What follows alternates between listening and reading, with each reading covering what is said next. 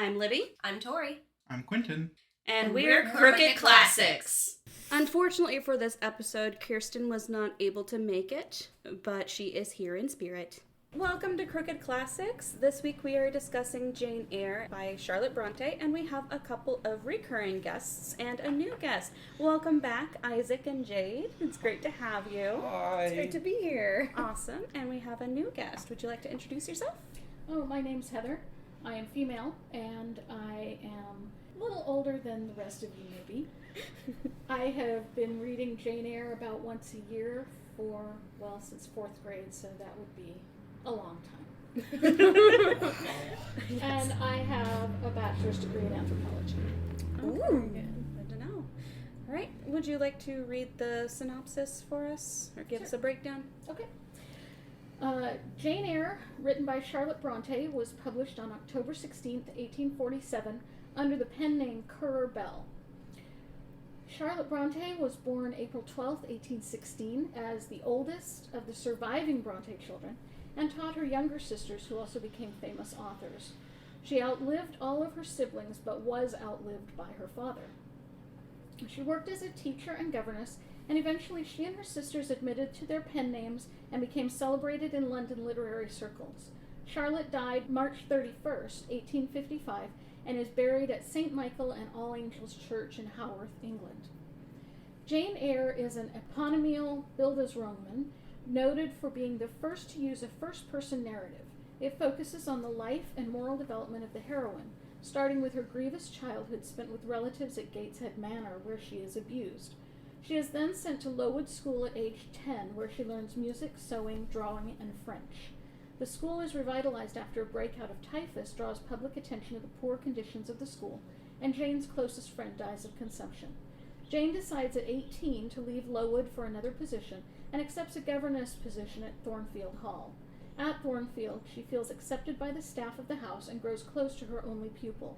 When the owner of the house, Mr. Rochester, returns, they fall in love and he eventually proposes. Jane accepts. At the wedding, they are interrupted by a Mr. Briggs and Mr. Mason, who announce an impediment to the marriage in that Rochester's first wife is still living. It is then revealed that she is living in the attic, and Rochester has been hiding her from the entire household and neighborhood because of her insanity. Rochester explains that he doesn't consider himself married, even if the law does, and attempts to get Jane to live with him as his wife regardless. Jane leaves Thornfield without telling anyone to avoid pursuit. She eventually finds herself with the Rivers family, who help her recover from her travels and further her education. It is eventually discovered that they are cousins and that Jane is the heir to their uncle. Jane shares the money with the siblings. The brother, St. John, proposes to her so that she can join him in mission work abroad. She declines, but offers to go in the guise of his sister. He insists that they would need to be married and asks her several times. Jane then believes she hears Rochester's voice calling to her and leaves to see if he is well. Upon her return to Thornfield, she finds that his wife has burned the building to the ground and that he was seriously injured in the events, resulting in the loss of a hand and blindness. When Rochester discovers she is there, he tells her he no longer needs a wife but a nurse, and he doesn't want to keep her there to care for him. She insists she still loves him, and they get married. They have children, and the sight eventually returns to one of Rochester's eyes. Cut out a lot of stuff at Thornfield in that synopsis, because a lot happens at Thornfield. Yeah. A lot. My favorite's the cross-dressing. The cross-dressing is a little racist, but it is pretty entertaining. What? Yeah, it was pretty entertaining. Yeah, it was kind of unexpected, and there are very few movie or stage adaptations that actually do the cross-dressing part correctly. Usually he hires an outside source. Although the whole musical number, Rochester sings it all high. I have a recording of it on my phone, a video of my brother singing it, if anyone's interested later. Anyway. Yeah, there was a lot more music and poetry in the book than I remembered from when I read it in high school. So I was a little surprised about that, and I immediately just fell back in love with the storytelling and with all of the prose and the writing style. It was really nice to fall back into. I, for one, as soon as I started reading it, I was like, there's no way anyone believed this was written by a man. I'm sorry, but you're going way too deep into the emotions of the lead female character and comparing it to the previous works that we've done here on the podcast. It is blatantly obvious this was written by a woman. Yeah. Unlike Shakespeare, Charlotte Bronte has spoken to a woman. Exactly. I was going to say also the fact that a lot of the dudes are like the enemies for a good portion of it. Mm-hmm. It's like that meme I shared. Jane Austen and Charlotte Bronte were the best writers of the age because no one knows horrors like unannounced visitors or men fighting for your hand. And thinking they're better than you the entire time. Exactly. Yep. The trick to men fighting for your hand is just let them wear themselves out and then let them have a nap. Yep. They'll feel better. Yep. One of the things I always find very interesting about this book, I don't think I'm supposed to hate St. John. I do. I hate him so much. I hate him too. Oh, He's the like, worst. From a modern perspective, St. John is one of the most annoying characters. If you deny me, you deny God. Yes, but in 1847... No, he's the nice guy. That's what he is. Oh, yes. Was St. John perceived as a nice, legitimately as a nice guy in 1840s? No, he would not have been perceived as a nice guy, but he would have been perceived as correctly focused because religion was such a huge part of society, and especially in correct society. Speaking of, one of the things I find super interesting in this book also is that Jane's, big into God, but both of the pastors are just such total jerks. Yes. Yay, God, boo his reps. I think it's also just I don't know that Charlotte Bronte would have had the language for this at the time, but I think it is a little bit comparative of patriarchy versus the divine feminine in a lot of ways, and looking at Jane's relationship with Helen and later on how she helps raise Adele, in the very last chapter, how she talks about Adele was at another really strict school and was unhappy, and then gives her the chance that she wish she would have had as a child. So I think it's a really sweet comparison, and even when I read it in high school, I remember just thinking how Jane represents a version of spirituality and religion that is a very pure, lovely form of it. And then the other examples in the book are very legalistic and, kind of strict and harsh and all of the the bad You things. can't kill me, there won't be paperwork.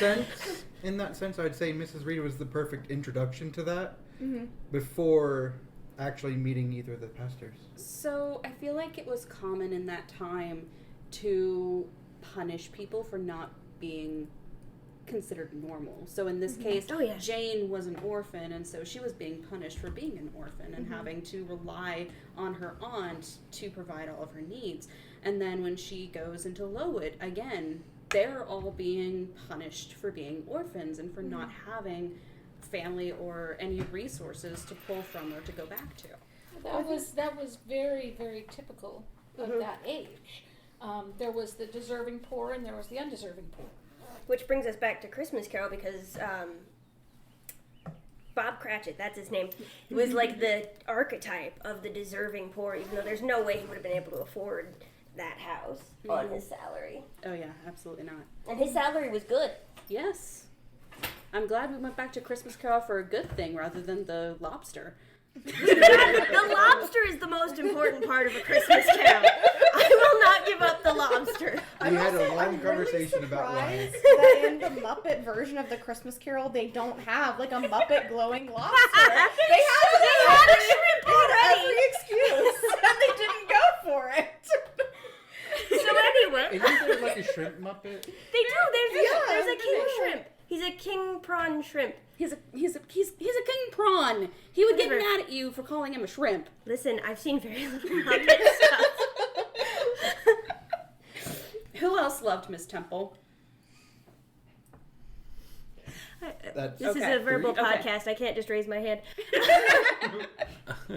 Like 3, 4, 3 again? Quentin, Libby, and Tori all raised their hands. Jade, me, and Heather did not. So, there you go. But I love Miss Temple because she gave Jane the opportunity to defend herself, and then when she learned that the defense was, essentially accurate with the doctor from the time, from Mrs. Reed's house, like she confirmed Jane's story, and then she forgave Jane and said, you did nothing wrong. So I absolutely love Miss Temple because she exemplified the best teacher of the time. I hated Mr. Brocklehurst. Oh, Miss Temple was more of a mother figure than a teacher. But if you consider this is drawing a lot of Charlotte Bronte's life, and you consider that she lost her mother very young, then she lost her older 2 sisters to a school like Lowood.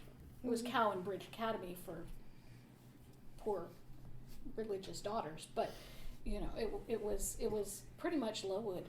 And so Charlotte wrote a lot of mother figures. A lot of them. She also fell in love with a married man at one point, didn't she? Yeah. Okay. She did. It's like, which In author's Brussels. Wikipedia did I... So it makes sense that this came across as a biography. Yes. Yeah, I think it was very intentional. Oh, yeah. Should we talk about race in the book? Because I really want to talk about Oh, I had Let's some talk about questions when I started rereading about Mrs. Reed and her children, because it talks about, like, Jane makes comments about them being darker skinned, and then Jane also says, you hate me because I'm a different race, which could be read as, like, she's an upstanding, wealthy woman, and Jane is, like, an undeserving poor orphan. But I was also kind of thinking maybe perhaps there's something there, especially because this is around the time where you would have had some wealthy African Americans in Victorian England. So, and this was also when Wilberforce was doing all of his abolitionist work. Henry Wilberforce, and working at getting slavery abolished in England. I don't remember exactly when. I mean, I'd have to Google it. Google's our friend. I think We it use was a lot at of the Google like the first decade of the 1800s that it was. I don't know. Don't ask me. I don't know. And here comes the part of the podcast where we pull out our Google to the phones and rescue. Google. Google is my friend. 1772 is when it said it first, and now I'm reading more, and now it's giving me other dates. Okay. Probably so it looks like it was abolished to have slaves, but transportation was still legal for a while. And it's a whole empire, so it probably took a while, I can imagine. Slavery Abolition Act in 1833 in British history, act of Parliament that abolished slavery in most British colonies, freeing more than 800,000 enslaved Africans in the Caribbean and South Africa, as well as a small number in Canada. It received royal assent on August 28, 1833, and took effect on August 1st, 1834. So Jane Eyre is set right when that was happening. Yeah. Which, Bertha is not white. And Blanche is supposed to be olive complexioned. So honestly, I kind of read that Blanche and her family were of, like, this is gonna sound terrible. It's okay. But like Middle Eastern like descent. Like it just came across that way that they were like I think it says she's darker skin tone. Creole, but I'm gonna look it up. I think Bertha, because she's Jamaican. No, is that? They definitely met in Jamaica. Yeah. I don't remember. But no, Blanche would have been British all the way back. They're landed gentry in the neighborhood. She would have a pedigree way deep. Okay, I absolutely love that. Go ahead. It says Bertha's mother was a Creole. Okay.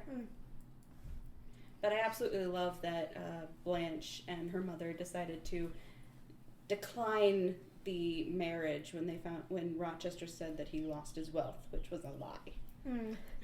I love that Rochester's like, she's terrible because she didn't want to marry me for my money. And I'm like, do you bring anything else to the table, sir?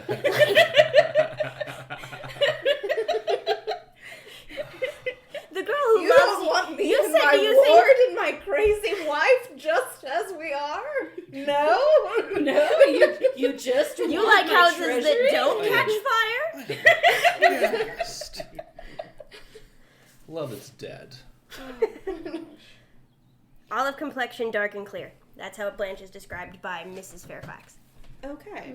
I really like the search function in the ebooks. I don't like ebooks, but I do like the search function. Yeah, I love the feel of like physical books, Yeah. but they don't have a search function. Yeah, unless it's the Bible, then you can buy a separate book to use as a search function. True. Mm-hmm. Accurate. Got mine at a garage sale. They didn't know what they had. I need to point this out again because I keep going back to it. This book was obviously written by a woman because no man would be able to accurately portray the way that Jane tried to suppress her feelings for Rochester. Like, I felt that to my core. Like, I'm sorry, but you guys would not have been able to explain that as well as she could. No, because we're not women in the 1800s. Exactly, but the fact that, like, I understand Yes, that... but a man also, unless he went to a lot of therapy, would not be able to explain his own suppressed feelings. Actually, I think I So the would. but that's socialization because of gender. I've always been normal. But I understand that she had to publish it under the pseudonym in order to have it actually published because women, were incubators of the time. And I mean, Jane Austen did get published under her name, but it would have been so much more difficult, and because she was handling much more delicate topics, then she would have had a harder time, because if you're writing it as a man, you're writing for the entire world as an audience, but people tend to perceive authorship by women as being just for women. I have a whole soapbox about this, but they like it when I focus, so I'm not... A lot of fantasy written by women, even if it is an adult fantasy book, will get published as young adult. That does not happen when men write fantasy books. I'm looking at you, Tolkien. Okay, did anybody else notice the foreshadowing instance of the tree? Yes. Oh, yeah. Oh, yeah. That's some of the best Classic. literary When I was foreshadowing. giving Isaac the Cliff's Notes, I was like, and then there's this tree. I saw the stage version with one of my brothers, and the tree split down the middle, and he's like, it represents a broken family. And I was like, yeah, but you don't know that yet. Shut up. A broken family or a broken relationship? Or a broken person? Yes. Because Rochester gets broken by his hand and his eyes, and then Jane was broken in the first place, but she was still held together by her own resolve, essentially. And then, like, their relationship together that started out strong, but then the impact of his still living life caused the cleft down the middle of the tree. And then, oh my gosh, there's just so much. Yeah, every conversation she has with Rochester, he's like, I'm trying to decide if this is a good angel or a bad angel. And she's like, it's a bad angel. And he's like, no, it seems like a good plan. That's right. Ignore the woman. Trust your instincts. Yes. Jane was broken in the first place. I disagree. Ooh. Okay. Spice. Explain. Okay. No, seriously. So explain. she, with her background, she was an orphan brought up by an aunt who didn't want her in the first place, and that causes a lot of generational trauma.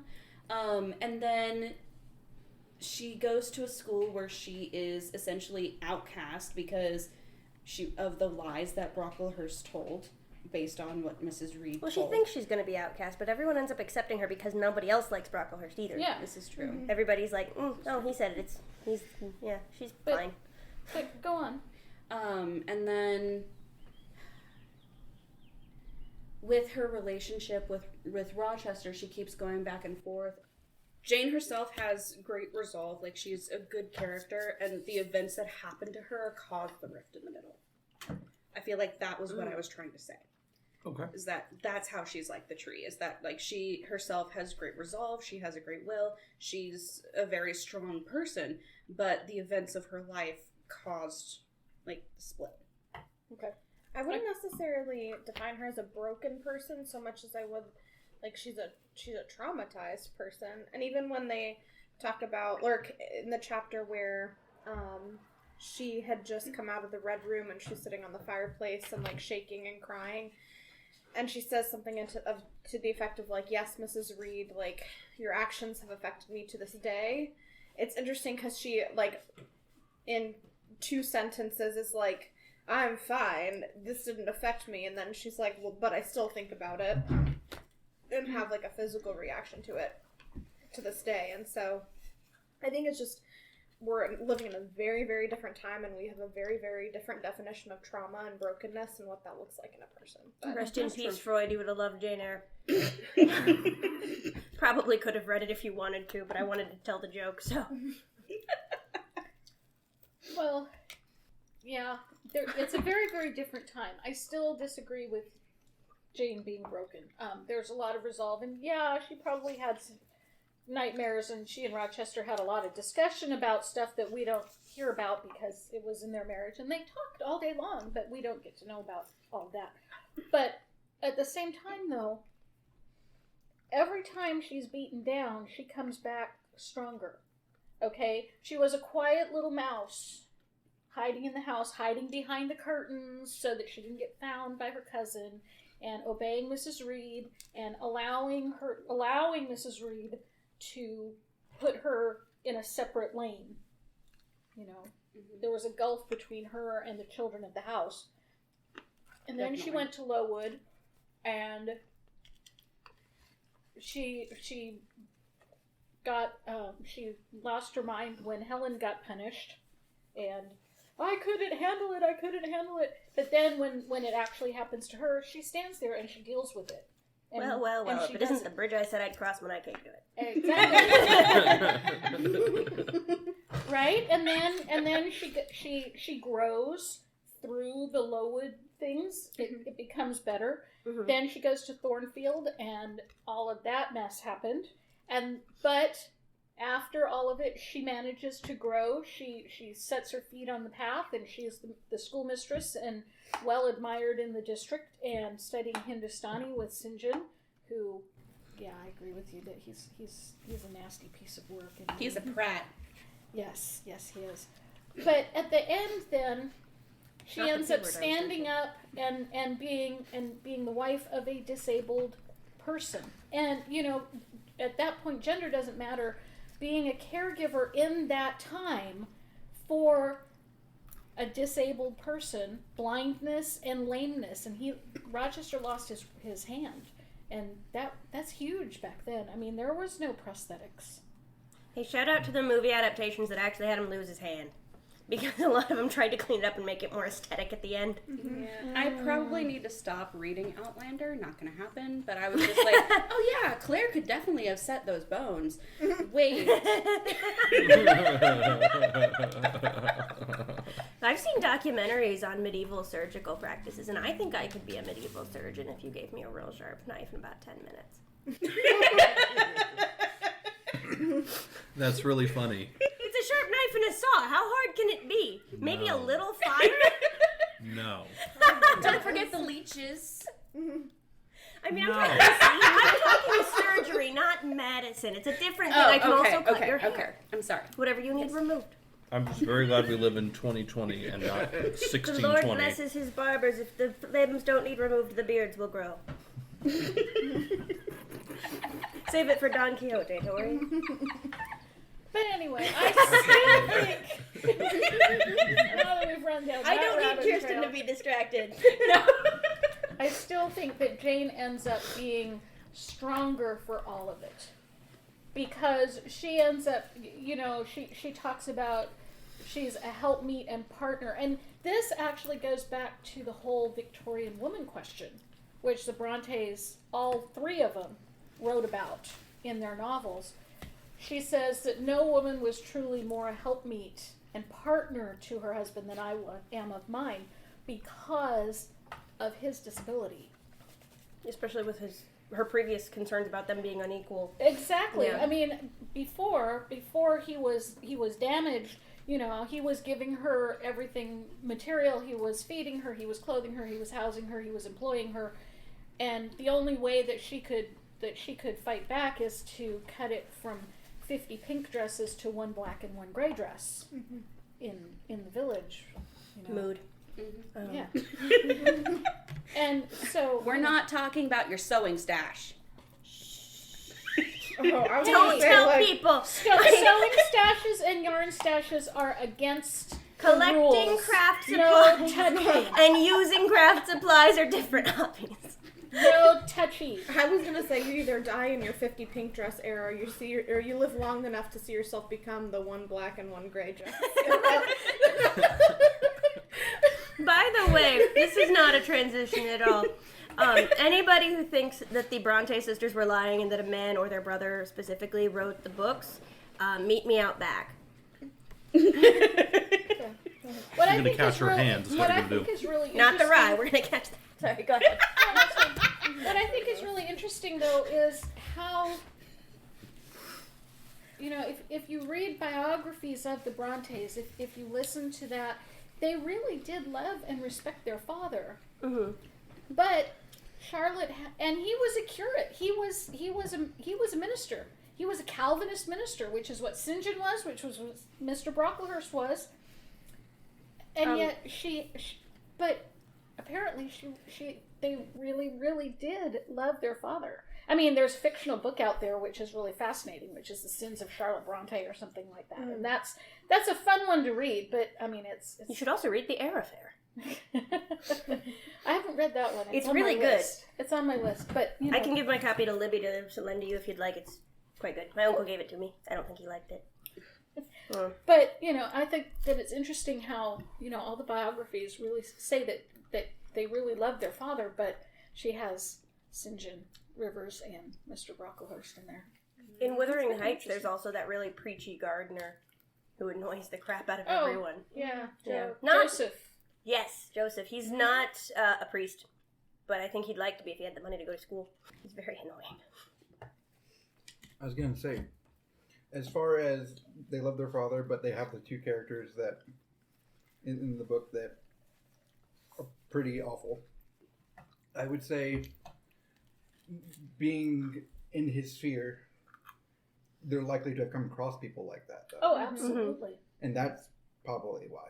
Because they don't see their father that way, but they see others in the same sphere as that way.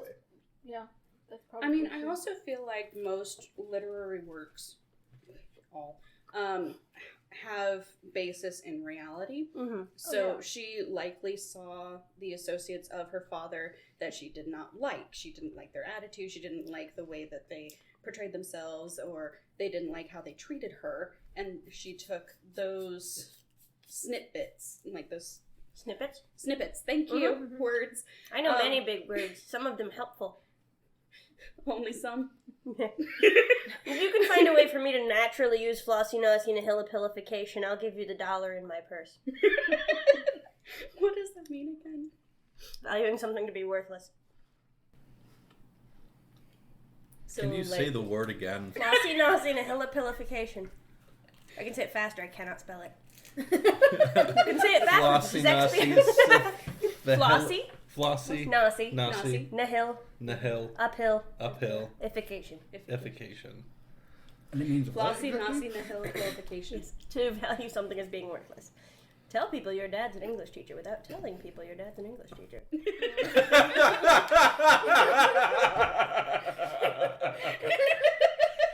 Oh, that's so funny. Totally random, but it reminded me of a joke that like English majors make really good baristas. But You know what the I rallying was cry one. You of the wanna go? anthropology major is? no. Would you like fries with that, Oh. sir? Oh. Man. Oh God, what was I saying? We were talking about we have basis in reality, but Yes, probably, so- yeah. So Jane likely took those as snippets. Thank you, and used them to portray Mr. Brocklehurst and St. John. Or But how many people did she meet? And the reason I ask that is because they lived in Haworth, which is on the moors, in this tiny little village. And to go to Cowan Bridge, 10 miles away, it was a boarding school, and it took them... The daughters had to be dying of typhoid and typhus and consumption and all of those things. in order to get their father to come get them. So how many people did they actually interact with? It would have been her father and who was the minister and his curate. So, so it's an interesting question of, are the biographies correct in that they really, really, really adored their dad? Or the biography's patriarchal? Or is Jane Eyre more correct, and that's how the Brontes saw their father? And it may have been a really interesting combination, because human relationships are not simple. But they do not exist in the void. It would be an interesting scholarship to pursue. It sure would. I hope Charlotte Bronte doesn't haunt me for this, but I'm going to compare her to Jane Austen. She hated Jane Austen. Not as a person, but her writing. Jane Austen wrote Emma and Pride and Prejudice, both of which have absolutely ridiculous ministers who propose to the lead character in a very weird and offensive manner and won't take no for an answer. And I feel like maybe they just had a bad reputation about that at the time. Possible. Yeah. Probably. Well, that's the same that's how kind Synopsis of goes too. It's kind of like a fuckboy, or like they have a type. They're the guys that are in frats that are studying business. Call Mr. Collins a fuckboy. Wear chubby shorts and vineyard vines, and probably have some kind of trust fund or living off daddy's money. Drive a Jeep, like. I say all of those things. You're picturing a very particular guy in your head, and you're picturing a very particular way, like, that person would interact and behave towards you in your head. So I think it's very fair to say that it was probably just a trope in that era, and you could, be like, oh yeah, he's a Bitcoin carnivore, and like you already know how someone is gonna act towards you. Says that in the final chapter when he's talking about a puffed up parson elevated on his high lows, and but you also have to remember which were high heeled shoes for men. Okay. If that makes sense. At the time, it was just high heeled shoes. But anyway, you also have to remember that in this day and age, it is your choice what career field you choose. And, those in the ministry are called to it, by either however you want to interpret that term.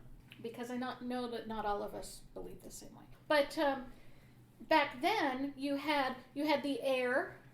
The firstborn son was your heir. In the air. And then the secondborn son was generally for the church. And then the thirdborn son, well, we'll buy him a commission. Because it's interesting that the secondborn being for the church was broke and had no point. He better marry a rich woman. It's interesting that after the Reformation, the second one being for the church persisted. Because, like, the heir needs to have another heir. The second one doesn't. So he could go into the church. But after the Reformation, they could be in the church and have an heir. So, since the second one is supposed to be, like, for the church, that would change a lot in The Lion King. I'm just saying. Well, but be prepared, Oh, that still true. makes That's sense. true. It's like a giant cathedral of hyenas. Nazi hyenas. The Lion King's just Hamlet, right? Yeah. Oh yeah, we discussed Hamlet that at is a dumbed down Lion King. There are not enough musical numbers in Hamlet. I will die on this hill. Weird hill to die on, but at least I'm dead. To be or not to be, you mean a lot to me.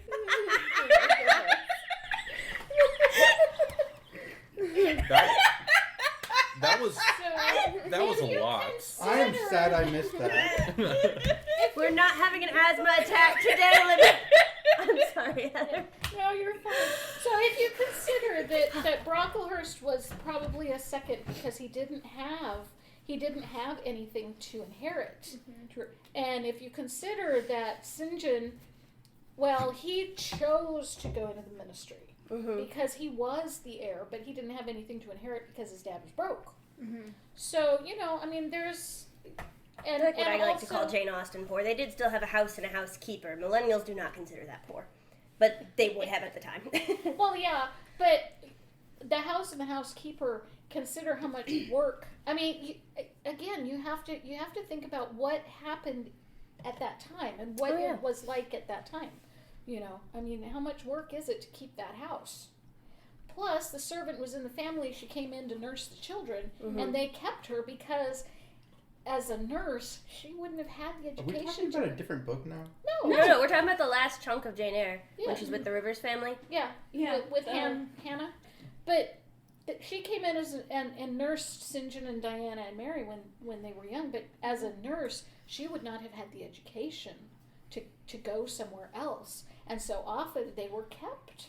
The servant was kept in the family, and she would call him Master St. John, and like Mr. But when he was a kid. Yeah. And so she would be kept until she died, and that was her retirement. But the deal was that you were going to be cooking and cleaning and doing the work. A la the nurse in Romeo and Juliet, which we talked about a couple weeks ago, which had 0 lobsters in it. And we all agreed basically 0 that out we of 10, dislike no lobsters, the will two not read main again. characters. Maybe we should make that a weekly thing. This week's book has Like, you can this score many the book lobsters. based off of lobsters. Seen Love Actually? There was more than one lobster present at the price. Your first lobster in the nativity play? I don't think you've seen Love Actually. That's the other. I have. Okay. Yes, I've been just Just running get the through. reference. I just did not. My apologies. Oh my gosh, no, you're good. So I really just want to call St. John an ass. You're right. He's an ass. You're going to stop at that? Yes. And that's... Yes. We're going to close out at that? Okay. So, like... Confirmed. St. John is an ass. Too long. Did not Literally, listen. one of my notes. How dare you, St. John? Like, seriously. It's in all caps, man.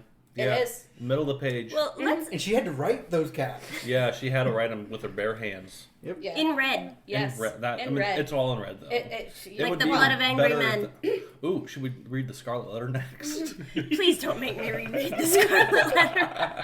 There's a big fat red A right there in the middle of the page. 0 Stands for lobsters. I don't want to read it. Stands for all kinds of things. -5 lobsters. That's our new rating system, everyone.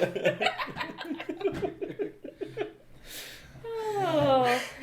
So, the reason he is an ass is because, number one, the literal line of, if she rejects him, she rejects God. I hate that with every fiber of my being. But he is God. This is how you. He is. This is how you know St. John is white. And this is another reason Remember why we your know it outnumbered was written by a potato. woman. Because if it was written by a man, he would have been like, why has she not accepted the proposal? Like, why? It's would a not no-brainer. have dawned on It is a him. no-brainer. Yeah. Inconceivable! He would have called Jane Eyre a You foolish keep woman in his using own book. that word. Yeah. I don't think it means what you think it means. Inconceivable! Anyway, and then I absolutely hate how he said that she is made for a missionary's wife. Oh my god. And she's... Like, which means that she's girl, he not called made you for anything ugly. else. Go away. Like, are you kidding me? You are insulting her as you're trying to give her a reason to marry you. Like, that comes up in why? Anne of Green Gables too. She's like, I think I'll marry a missionary. A missionary doesn't need a pretty wife, and I'm not very pretty. And I'm like, honey, you can get a doctor, like, instead of, say, a colonizer. Yeah, set your sights higher. If you see it, it's within grasp. Anyway. It'll hit you one day. I looked in the Deer in the sky, headlights. wondering why the boomerang was getting bigger and bigger, and then it hit me. Okay, so I have a question. Mm-hmm. I know that this book was based mostly, it draws a lot of Charlotte Bronte's life into the novel. But are you of the opinion that Jane attracts broken or gloomy circumstances? I mean, Oh. she's in a gothic novel. I think it just is. Yeah, I was gonna say, I mean... Rochester's one of our top Byronic heroes. He can't just exist in a regular... It has to The be meta for the gothic. book was required it. So, and I want to go back to St. John really, really quick and the comparison between him and Rochester. I love how he's only in like 100 pages of this very long book, and we're just like, we're gonna spend an hour dragging St. John Through the mud. like there are several other men we could be dragging, but we've chosen St. John. So, just for some background, so I grew up and I was homeschooled from the time I was, in preschool all the way through graduation of high school. The first time I read Jane Eyre, I was 14 years old, and I was very, very, very conservative. And when I first read this book, I was so mad that she rejected St. John's proposal because he seemed like he was the better man under the lens of the upbringing that I had. And so I can also see how it would have been very easy, like when this book was published, that this is a very kind of love triangle-y thing, and that there's a big comparison between the two. But I also think that if you look at these two men, St. John is offering Jane the life that she's kind of always seen and expected for herself. And I think it also just goes to show how, like, her and Rochester, they transcend, like, the love match marriage that's in a lot of Jane Austen novels, and she describes at the very end of the book them being, completely bone of bone and flesh of flesh in a way that no other man and woman are. And so I think this is a depiction of, like, soulmates rather than... Which is why she could hear him. Yes. Yeah. Yes. And I also think that, like, towards the beginning of... Or I wouldn't say the beginning, just depending on if you're going to count page numbers. But Helen is kind of her moral compass, or becomes her moral compass. You can tell she represents innocence because she dies less than a third into the book. And she also dies as a child. Yes. That doesn't happen in Count of Monte Cristo, but pretty much every time. Save it for Count of Monte Cristo. It's a long book.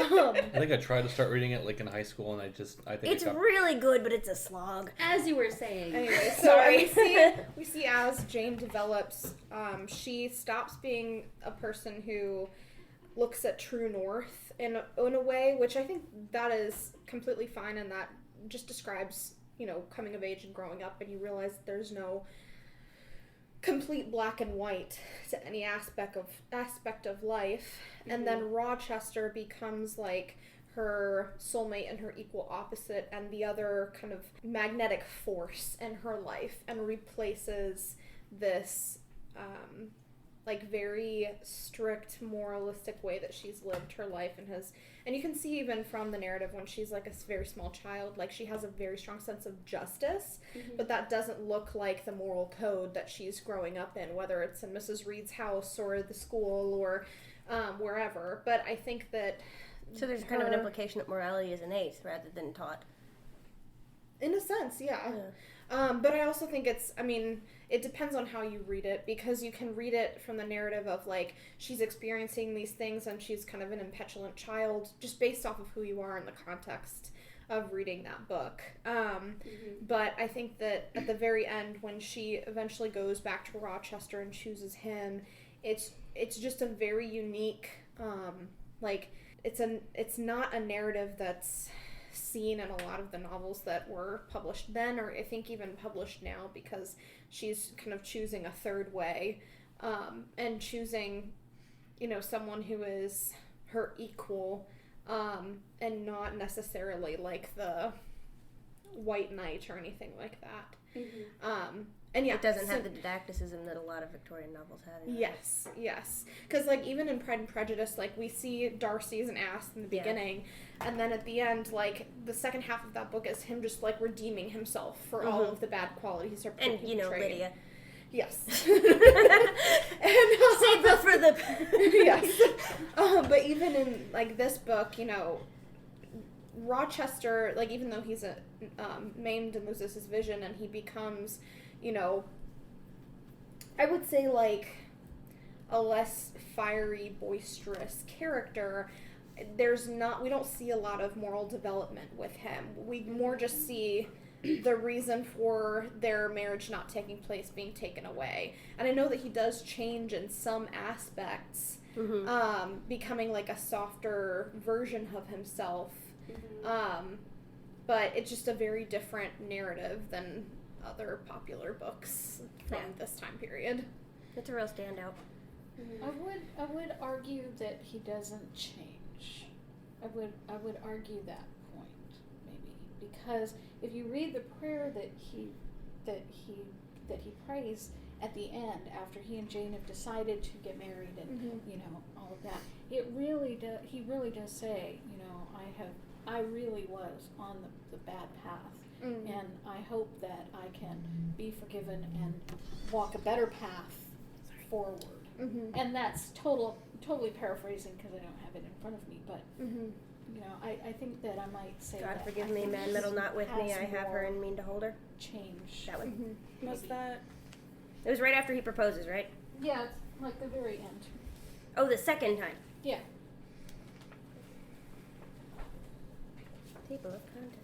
Yeah, I thank my Maker that in the midst of judgment, he has remembered mercy. I humbly entreat my Redeemer to give me strength to lead henceforth a purer life than I have done hitherto. That one? There are Yeah, two that books one. in that copy, aren't there? What now? You have like a compilation book there? Yes. I was like, that's not the end. It's Yes, right in the middle. This is Jane Eyre, Wuthering Heights, and Agnes Grey. I'm caught up, thank you. Okay, yep, you're good. So yeah. And it also says, Jane, you think me, I dare say, an irreligious dog, but my heart swells with gratitude to the beneficent God of this earth just now. He sees not as man sees, but far clearer, judges not as man judges, but far more wisely. I did wrong. I would have sullied my innocent flower, breathed guilt on its purity, the omnipotent snatched it from me. I, in my stiff-necked rebellion, almost cursed the dispensation instead of bending to the decree I defied it. Divine justice pursued its course. Disasters came thick upon me. I mean, she's almost using language from the Psalms at that point. Yeah. So, Which is kind of funny because there was a lot of polygamy when the Psalms were written.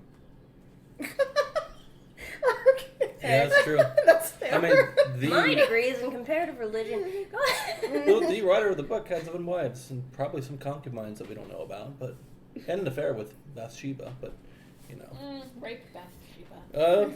Yes. Right, because it's from the man's perspective. Well, depends on how you're looking at it. If you're looking at it from his perspective, he had a relationship with her. If you're looking at it from her perspective, it was rape. I'm looking at it from her perspective. From his perspective as well, it was because she was conducting, and this is off on a rabbit trail. She was conducting a religious purification ceremony in the privacy of her own home. That was bathing. That was on the roof. Yeah, it was on the roof, but that was where they lived, and she would have been under a cover or something. But she was doing a required religious purification. Oh, probably for Religious being purification rituals are Oh. so interesting. I can't get into it right now because we're doing the podcast. You don't get that kind of guilt trip if the other person consented. That's my opinion on the Bathsheba story. Well, Exactly. in the Old Testament, there is no consent. There's just marriage and But having he sex had a with guilt women trip outside too. of it. He Yeah, had a did. guilt trip, yes. He did. He sent her husband to the front lines to get killed in the VeggieTales version in the Great Pie War. He got pied. I haven't read the actual story in a hot minute to get rid of him so he could sleep with her, and then he starts to feel bad. Well, okay, in the VeggieTales version, Oh, poor David it was to and acquire his his rubber duck. feelings. But yeah, no, I that's right, the agree rubber that, duck. That's right. so Forgot about that. Because I love we do my see duck. that change in Rochester. It's just it's much softer, and like it's not a huge part of the whole narrative of the story, the way that Pride and Prejudice is, where Darcy for the second half of the book is just like trying to redeem all of his characters systematically through the letter Secretly that solve your Elizabeth girlfriend's wrote him. problems with money, called out the Darcy method. Yeah. And see, I thought Elizabeth could have done so much better than Darcy. Yeah. No dowry, no money, no family background. She should be glad she got a man. No, there you go. Matchmaker. Thank Take you. your time. Thank you. You're welcome. He's a matchless match. Thank you. Golda and Mrs. Bennett would be proud. Oh, yes. Well, so was Rochester at the beginning of the novel. I mean, he was in his 30s. Oh, that late is 30s. He was wealthy. He was landed gentry. I mean, that's one of the things that was so pivotal about this book in the 1840s and Pride and Prejudice. We're going to get haunted, guys. Charlotte Bronte is not going to like this episode. No, not We're at not all. the first nor the last to Probably not. There's a legend. Okay. There's like a rumor that Jane Eyre is based on the Jane Fairfax character in Emma, that like was going to be a governess but ended up getting married to somebody really high up. It's not true at all. There was one thing that I wanted to bring up. Another point. That I didn't write down. Okay, so at the end of the novel, I feel like Rochester became more defined by his disability than what he was previously. That became like his entire personality was, I'm disabled. I mean, I can tell you, as not to interrupt, but as somebody who became disabled in a new way as an adult very, very suddenly, it's very jarring, and you spend the first couple weeks at least just taking care of that 24/7. It's exhausting. You have to explain it to a lot of people, and for a hot minute you think it might kill you. I'm still alive. I thought I'd make it 6 months, and here we are at 3 years. Hello. Yay! Glad you're here. And I have an inhaler now. But I feel like, I mean, yes, his home burned down and he lost his wife, he lost his property, he lost his status. I'm not sure entirely if he lost his fortune. No. I mean, he had a second house and all that land. So he lost those things, and that's understandable that this would be, like, hugely jarring. But I feel like how he was portrayed at the end of the novel, it was more, Jane, how could you be here? I can't see. I don't have a hand. How could you stand to be around someone Being like me? disabled is And like a big deal now, but it's a bigger deal then, I think, because there weren't as many accommodations available. And I'm sorry I interrupted. No, you're fine. I just feel like he became more focused on I'm disabled rather than, okay, well, it happened, and I it takes time to process the events that happened. I got a little frustrated that he kept going on and on and on about it. But that's probably just me. One of the things He was I still always... in depression. Well, that, and I think in that time period, like, that is your defining thing. I mean, there's not, like Tori said, there wasn't really a lot of accommodation, but it also, like, that was, like, your defining trait. There's no when you were government disabled. program. Yeah. The Well, and government it program just, now like, is not good, but at least it is there. But yeah, no, it's just that is his defining feature as a person, and that's what ultimately like leads him and Jane to being so close. But when you go from, and they didn't have rehabilitation, they didn't have anything to do when you went blind and lost one of your hands. And your hand, was it his right or his left hand? I can't remember. Does it ever specify? I think it was his left. Okay. I don't think she's mean enough to take his right hand. Yeah. Because I think it also said he ends up being able to read a little bit and write a little bit. But even the blindness, I mean, that is,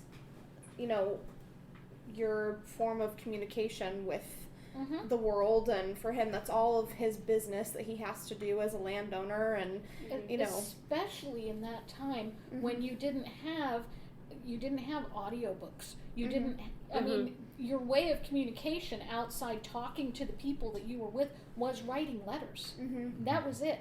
And also, in that culture, in that day and age, he was the landed gentleman. He was set up to marry Blanche Ingram of Ingram Park.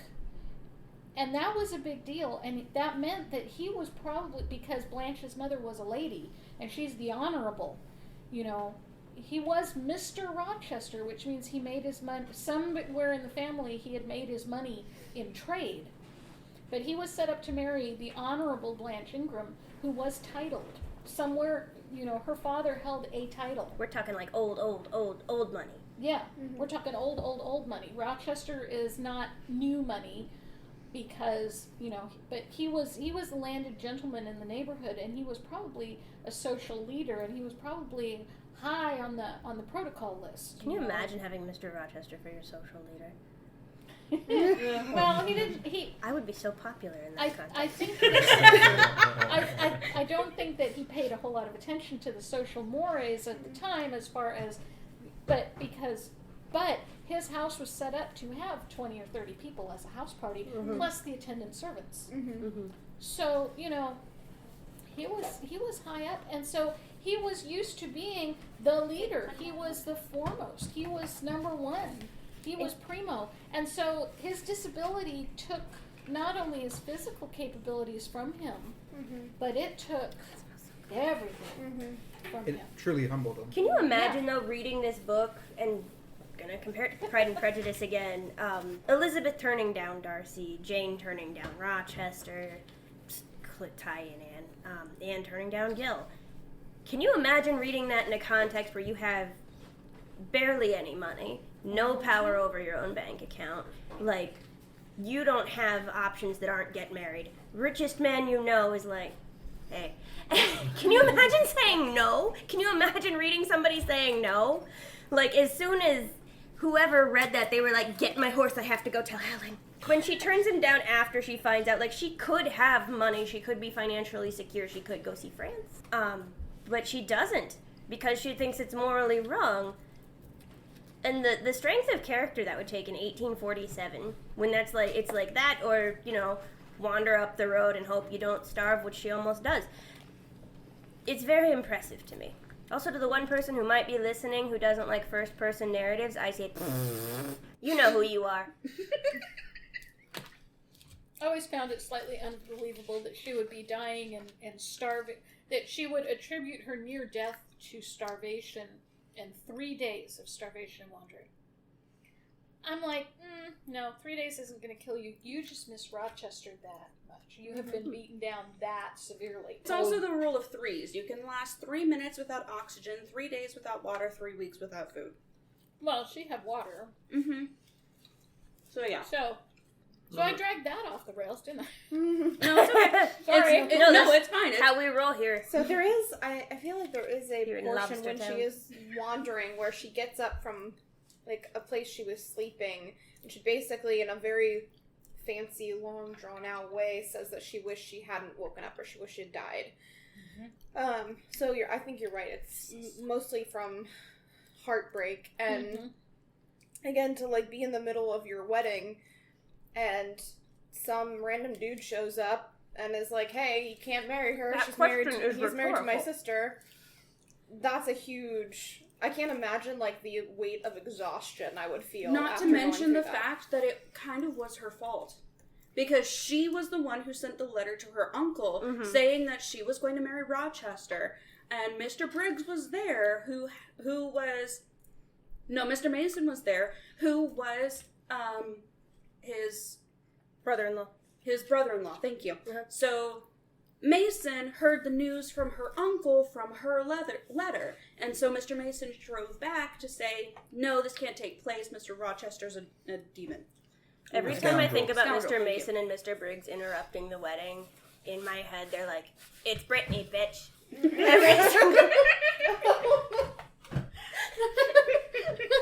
Like Michael Scott with Lady Gaga playing. Mr. Mason's not very smart. That's funny. Can you imagine being woken up by your employer in the middle of the night to, like, perform medical procedures you're not qualified to perform and then just going back to bed? I can't. I don't know if I would be able to go back to sleep at that point. Well, she didn't go back to sleep, did she? Oh, that's right. She stayed up because it was, like, morning. Yeah. Pre-dawn. Does anyone else hate Blanche Ingram? Oh, yeah. Yeah. Cool. Oh, yes. I hate Blanche Ingram, but I think it's partially a not like other girls sort of idea that makes us hate Blanche Ingram. Like, what she was doing was not unfair. Like I said earlier, he doesn't bring anything else to the table. And he knew what he was getting into. And he was... Before he did the like, cross-dressing. She's not great, but he was a real dick to her. Her song in the musical is hysterical, by the way. It's not a great musical, but it's a good song. I think that she was the dick first, actually. Because she was the one that treated Adele badly. She's the one who refused to acknowledge Jane as a person, essentially. Although at that time, Wouldn't treating Adele badly also dishonor Rochester. I always screw up the name. No, Rochester. it wouldn't have dishonored him because Adele is his ward, which is basically him saying, well, no, I'm not telling you that she's my daughter, but I'm going to take responsibility. So everybody figured, and it was never actually answered in the book, but everybody figured that Adele was his daughter. He definitely had reason to think she might be. Yeah, exactly. And so Blanche has that jealousy there, but, Rochester, for an ugly man, really, and an asshole at that, really gets around. Remember, he's loaded. He's in his mid-30s, and at that point, they had a serious shortage of men. Because of the Napoleonic Wars. Because of the Napoleonic Wars. And men were waiting longer to get married. Mm-hmm. And so, there was a superfluity of women, as it was put in several books and newspaper articles. I did a dramatic interp speech in high school from Jane Eyre, and it was just Jane reflecting on how much of a bitch Blanche Ingram was. I was a very angsty homeschooler in that, but... And the thing is, Jane couldn't fight back. In any way, because she was the governess. She was slightly higher than the servants, but she was way lower than anybody in the household, including Mrs. Fairfax. So, it's a very lonely position. And it puts you in the way to be lonely anyway. Yeah, and it puts you in danger, because if there's young gentlemen in the house, the governess is fair pickings. But, I mean, it was a way for her to claim independence. Yeah, she did get out of the school, which is what she wanted. She was like, it's not going to be great, but it'll be a change. Yeah. Which exactly. It's not that she wanted to get out of the school, it's that she wanted a different scene. Like, she wanted to change the scenery. So, final thoughts on Jane Eyre? I have a question. You might have an answer. For Heather. Might get an answer. Of course. So you seem like you love the book the most out of this group of people. Maybe except for you. I don't know. He's also loved the book. But you've read it more than anyone here. And you've read it over a long period of time. How has your view on the book changed over the years? Or what have you picked up differently that you didn't pick up as a kid or as a teen or as an adult? I missed when I was reading it as a teenager. I read it very surface. Okay. Very, very much surface. And then as I got older and things happen, you have kids and you have houses and you have losses and you have tragedies and you have things that hurt you and you have life, because that's what life is. You have great joys, you have great sorrow. I discovered that it's actually a novel of the whole basic theme of Jane Eyre is redemption. Jane has this horrible childhood with her cousin John and her Aunt Reed and her cousins Georgiana and Cousin's Eliza. named John. Bad idea. Yeah. Exactly. Whether it's John or St. John, it was bad. Yeah. And thank you, I hadn't caught that. I forget it every time until I'm reading it. Times and I still hadn't caught I haven't that. read it as many times as you, but this is my fifth reread, I think. Yeah. I also love that there's going off of the cousin's name, John, I love that there's the comparison of, like, the family she was raised with, which is the two girls and the boy, and they're terrible, and then she gets the redemption arc, again, of and then the two girls she and has a boy. cousins who are nice to her, and suddenly cousins count as family for her. Yeah. Biggest coincidence in the classical novel genre, she ends up on her cousin's doorstep to die. But it's the redemption throughout the novel. We have, her childhood is redeemed. Her childhood, even at Lowood, is redeemed by her becoming a teacher and doing good. And then she goes to Thornfield and, she's actually doing well and enjoying herself. And then, all of this with Rochester happens, but that's redeemed by her being able to find her cousins. And because she would never have found her family had Rochester not made her leave. And then at the end, even Rochester is redeemed through the fire and the loss and all of that. Fire purifies. And even St. John is redeemed in a way because he ends up with his desire, which kills him. I mean, he gets fried in India, but he's happy about this. So, That's why you bring zinc. It's the active ingredient in sunscreen. Yeah. So Okay. what doesn't kill you makes you stronger, but what does kill you makes you happy. No. Hey, you know, My- in some ways, that's not a horrible summary. It's not deep, but it's not. I would put that in the Cliff Note version. So the TLDR. Yeah, there you go. One of my favorite parts of this book, possibly the very favorite part of this book for me, is right at the beginning, even though I don't like the first chunk, when Mr. Brocklehurst is like, do you know how to avoid hell? And she's like, I must strive to keep in good health and not die. Sassy answer. Oh, that's fantastic. Like, girl, it is 1847. He's allowed to hit you.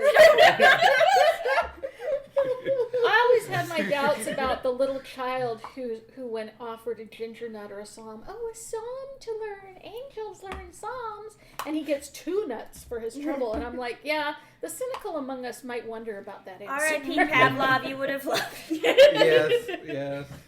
Pavlov or Freud? Although that's not, Pavlov was the bell dog guy. Yeah. Okay. although that's not actually how it worked. Any other final thoughts on Is Jane it just the Eyre? front? One of my favorite phrases of all time. I can't actually read. If he doesn't have a skeleton in his Oh. closet, he's got a Bertha in his attic. I love that so much. I forgot about that. I said that to my dad once. He was like, "Do people actually say that?" And I was like, "Not very many people." Just the cool ones. Yes. All right. So next episode, we are doing A Room of One's Own by Virginia Woolf. Feel free to listen in next time and come read with us. Cool.